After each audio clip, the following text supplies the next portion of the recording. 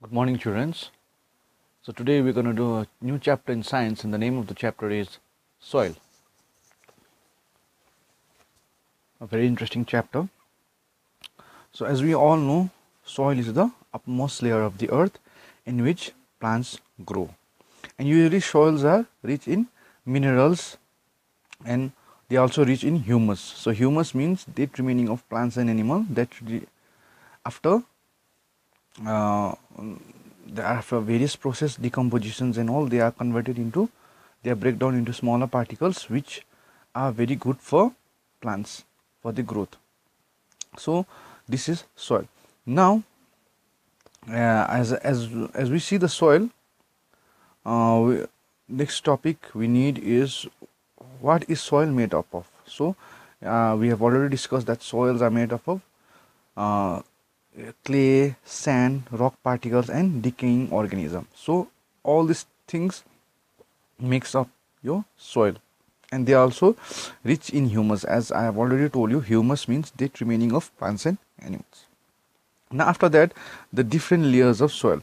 Now soil usually has three important layers, that is topsoil, subsoil and your bedrock. So we will see what is topsoil. So topsoil, it is the uppermost layer of the earth. So it usually contains a large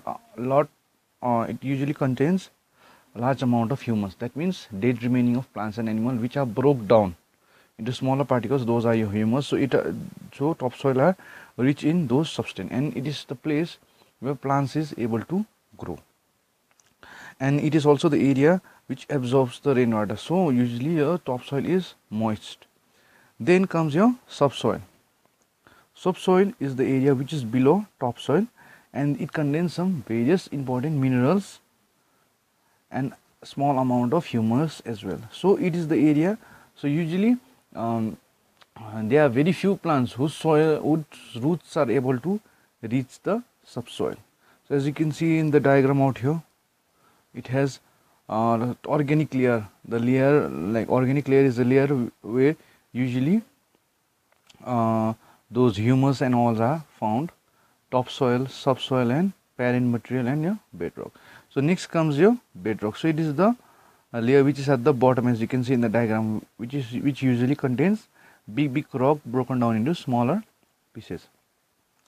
So the depth of bedrock would be in some cases it's 1 to 2 meter, but in some cases it's much deeper, that is 100 to 200 meter deep. So those are the depth of the bedrock. So it usually contains some big stones which are present out there. So it doesn't contain any soils and all, as you can see in the diagram, just the rocks. Then formation of soil. So how is soil formed? So formation of soil. So here we'll see how our soils form. So soils are usually formed by the process of weathering. Now weathering here means breaking down of rock particles and other particles into smaller substance, into smaller particles, by the actions of wind, water and ice. Now this wind and water would be hitting that rocks and so other particles for a very long period of time. Because of that, slowly those rocks will be broken down into smaller particles. So that smaller particles consist of the soil. So it usually contains clay and other particles. Now the particles which are broken down, they might be of different sizes. Some might be bigger and some might be smaller. The smaller particles will form the clay, and the different size particle will form the slits and sands and all. So that's how we get the soil. Now not only those rock and other particles form the soil, but it also is formed by the dead remainings of plants and animal. So when plants and animal die, the dead bodies are also broken down into smaller substance. Those are known as a humus. So because of that, the soil also contain this humus which and we can say that soil is a mixture of all these substances, the humus, the smaller particles of rock, and that's how we get the soil. So like it in order to form, here it's written, in order to form 2.5 centimeter layer of the soil, it will take us nearly 500 to 1000 years. So in order to form soil, it takes a very long period of time. Now next thing is soil erosion.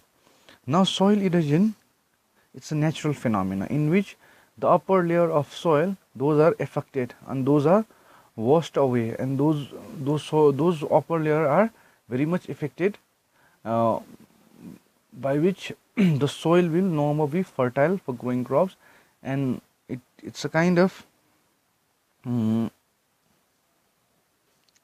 so continuous soil erosion can sometimes also be lead us to desertification. So there might come a point, because of soil erosion, the soil no more be fertile for growing crops, and it might later turn into desert.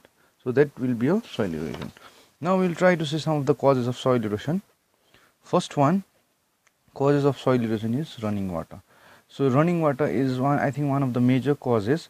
So as you can see in the diagram, because of running water, you can see the soil out here being eroded. So what does running water do? Running water, it washes away all the top layer of the soil, so there won't be any more soil there left because of running water. And usually in hilly areas like where we live, so water always flow from higher level to lower level, so there is every chances that while water is flowing downwards, it washes away all the soil, which may lead to soil erosion.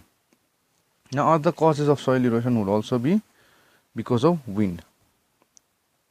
So usually in area where the vegetation is very much less, like all the areas like this Ladakh and all, where you see very less amount of trees and all, in those areas where wind is blowing at a very high speed, so at that areas all the soils are being carried away by wind, and those soil can be hold together because there are very much less amount of trees out there. So because of that, all the wind is able to carry the soil, which causes soil erosion. Next one, soil erosion due to deforestation. I think one of the major causes. So deforestation is cutting down of trees in larger scale. So once we cut down the trees, the soils are no more trees root won't be able to hold the soil. So once the soil are not held together, they are loosely bounded.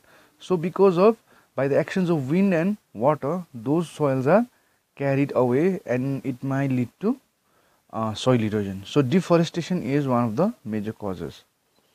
Now all these things we have seen, now we are trying to see how can we conserve soil erosion. So there are various methods given here. The first one is building bunds and river embankment. So river embankment, so from here you cannot see the diagram properly, but if you open your copy to page 55, you can see the diagram, river embankment.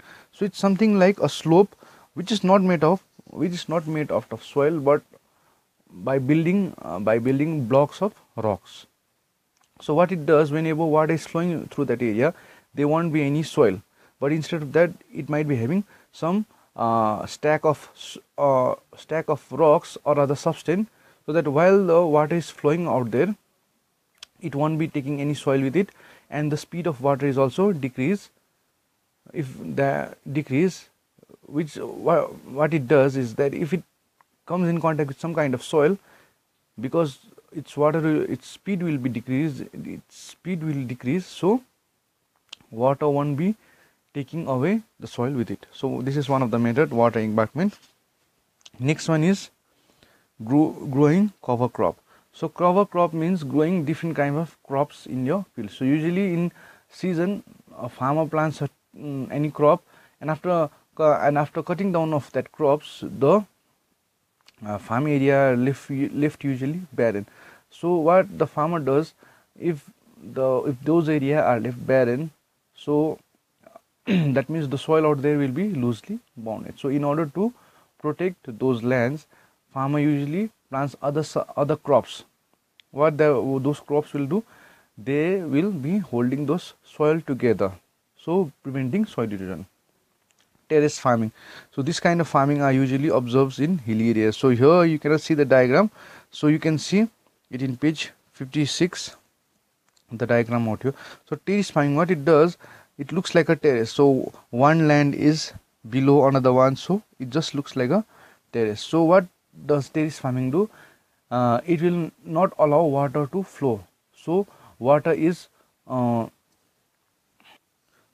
gathered in one of the terrace, and slowly water is gathered out there, so that water will not rush down to the slopes. So each and every terrace area will be holding some water. So this is one of the farming method.